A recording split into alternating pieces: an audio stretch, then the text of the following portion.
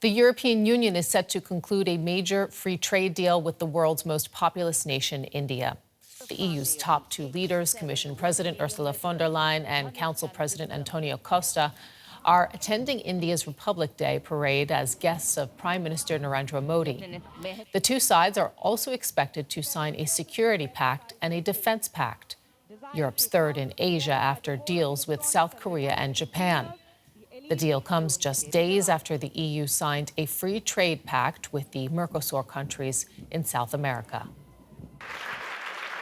Speaking at Davos last week, the President of European Commission, Ursula von der Leyen, hailed a defining chapter in EU-India relations. There's still work to do, but we are on the cusp of a historic trade agreement. Indeed, some call it the mother of all deals. One that would create a market of 2 billion people, accounting for almost a quarter of global GDP. Von der Leyen visited India last year, ramping up joint efforts to conclude the mega deal. For both sides, it's too important to fail, economically and politically.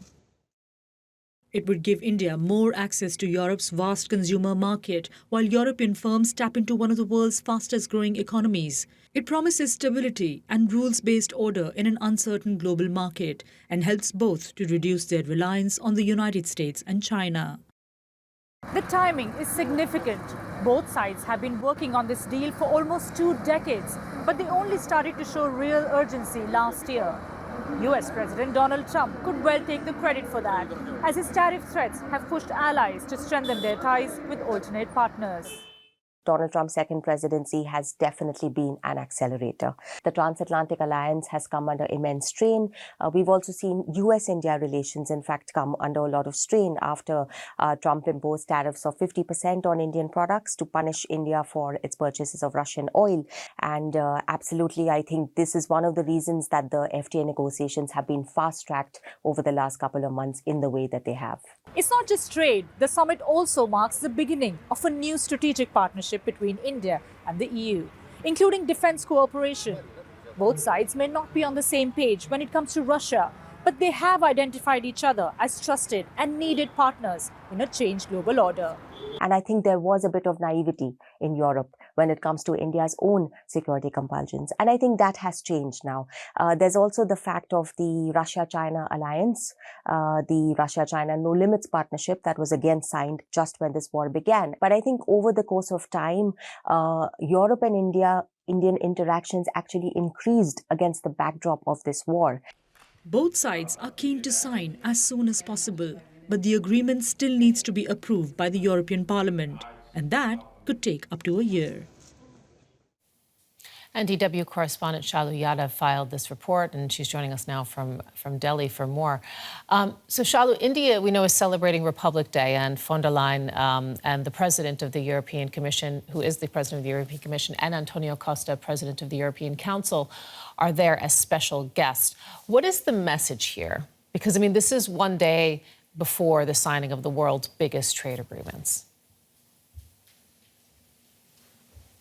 Well, Sarah, choosing whom to invite for its Republic Day parade is widely seen as, India's is a reflection of India's foreign policy priorities, and the fact that, Ursula von der Leyen and Mr. Costa have been invited as the first top EU leaders to be a part of this Republic Day parade should be read as a big, sort of diplomatic statement from India on how much importance it accords to its relationship with the EU now.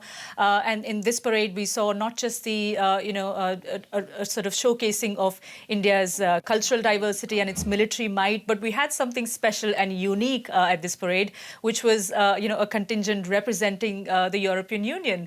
And that, I think, is a perfect sort of scene setter for what's to come tomorrow at the India-EU summit. Do we already know any details about the trade agreement and what's included? Well, there are different agendas, on the India-EU summit. Of course, the biggest one is the free trade agreement that the two sides have been, really hard negotiating on for almost 2 decades. We hear that 20 of the 24 chapters have been concluded, but there are some sticking points. There are some sectors that both sides want to safeguard. For instance, for India, it's agriculture and dairy sector, which is a bit of a sensitive sector.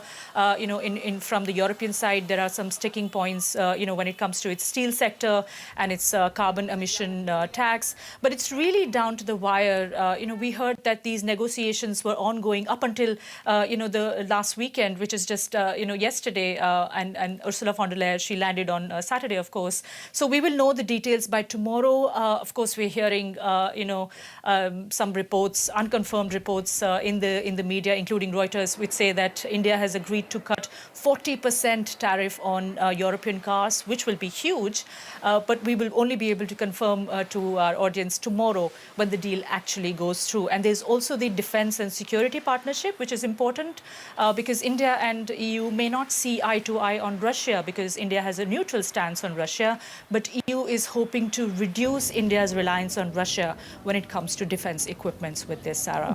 Tell us a little bit more about that potential geopolitical impact and how it's being discussed regarding the trade deal.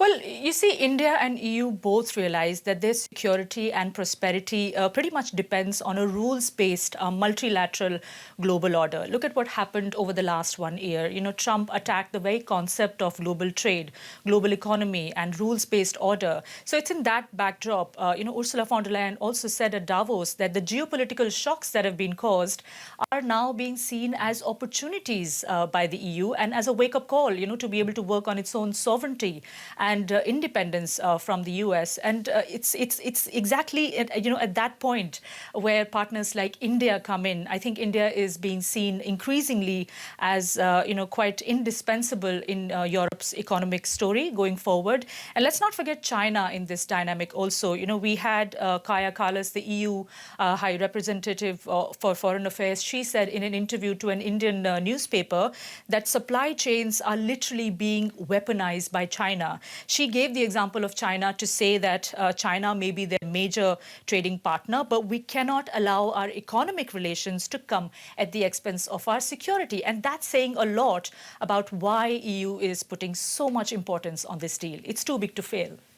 DW Shalu Yadav, thank you.